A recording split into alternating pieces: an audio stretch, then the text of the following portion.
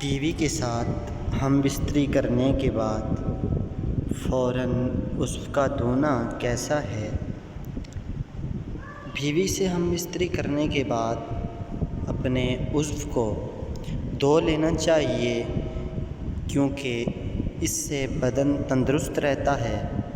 لیکن مجامعت کے فوری بعد یعنی ہم بستری کے فوری بعد ٹھنڈے پانی سے نہ دھوئیں، کیونکہ اس طرح بخار ہونے کا اندیشہ ہے۔ اس لیے جب بھی ہم بستری کریں تو اس کے بعد آپ فوراً ٹھنڈے پانی سے عضو کو نہ دھوئیں صحیح جلدی دھوئیں، کیونکہ اس سے آپ کا بدن تندرست رہے گا۔ اور اگر آپ فوراً ٹھنڈے پانی سے دھوئیں گے تو اس سے آپ کو بخار ہونے کا اندیشہ ہے۔ فوراً دھوئیں اور ٹھنڈے پانی سے نہ دھوئیں، لیکن دھوئیں لازمی۔